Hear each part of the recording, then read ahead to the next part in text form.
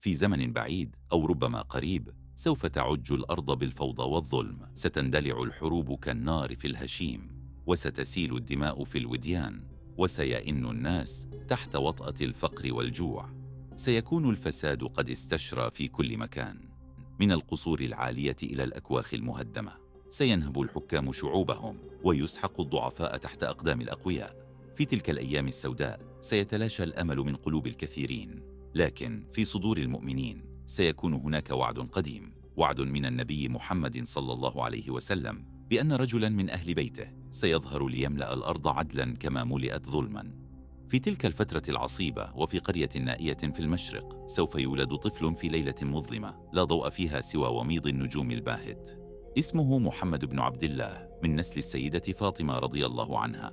لن يعلم أحد أن هذا الطفل الذي يبكي بين يدي أمه سيكون المهدي المنتظر. سوف ينشأ في بيئة قاسية حيث سيضرب الجفاف الأرض ويخيم الخوف على القلوب، لكن هذا الطفل لن يكن كغيره. سيكون في عينيه بريق غريب، وفي كلامه حكمة ستفوق سنه.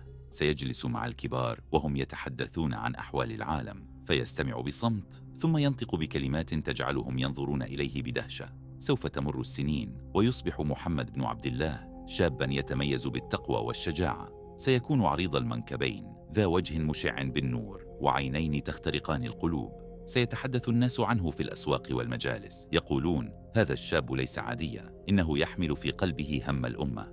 وفي يوم من الأيام سوف يحدث ما لم يكن في الحسبان. سيكون الناس مجتمعين في مكة المكرمة بين الركن والمقام، يتجادلون ويتساءلون عن مصير الأمة. فجأة سيتقدم محمد بن عبد الله وسط الحشد ويقف بثبات ويقول بصوت هادئ وعميق: أنا رجل من أهل بيت نبيكم، وقد جاء الوقت لأقودكم إلى العدل. سيتوقف الجميع عن الكلام ويعم الصمت المكان، ثم سيندفع رجل عجوز من بين الحاضرين ويمسك بيده ويقول: أنت المهدي الذي بشرنا به رسول الله. في تلك اللحظة سترتفع الأصوات بالتكبير، ويبدأ الناس يبايعونه واحدا تلو الآخر. سينتشر الخبر في الأرض كالبرق، وتتجمع الوفود من كل مكان، من الشام إلى اليمن ومن العراق إلى الحجاز. سيكون المهدي قد بدأ عهده، ومعه يبدأ الأمل يعود إلى القلوب. لكن السلام لن يدوم طويلا، فبينما سيكون المهدي يعمل على توحيد المسلمين وإصلاح الأرض، ستظهر بوادر شر عظيم. في جهة المشرق سيخرج رجل غامض أعور العين ذو شعر مجعد وقوة خارقة لا تضاهى.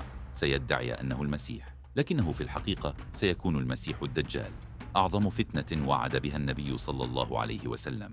سيبدأ الدجال يجوب الأرض بسرعة مذهلة، يحمل معه خدعا وأوهاما.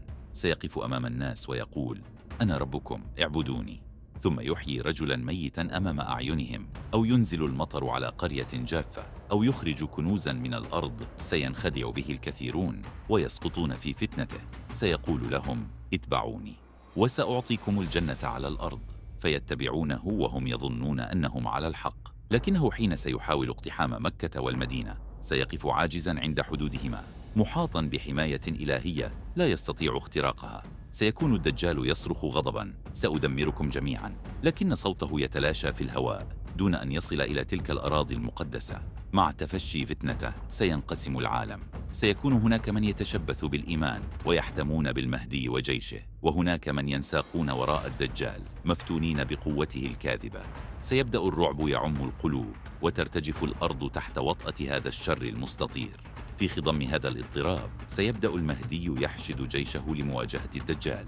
سيقود المسلمين بحكمة وشجاعة، لكن التحدي سيكون أكبر من أن يواجهه بمفرده. وفي لحظة حاسمة سيحدث ما يغير مجرى التاريخ. في صباح مشمس بينما سيكون الناس يصلون في دمشق، سيهبط نور من السماء إلى المنارة البيضاء شرقي المدينة.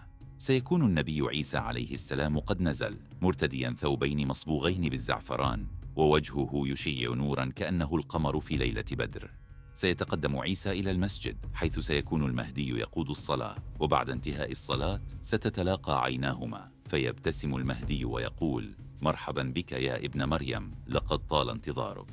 يرد عيسى بصوت هادئ: جئت لأكمل معك ما بدأت، ولنقتل الدجال ونعيد الحق إلى الأرض.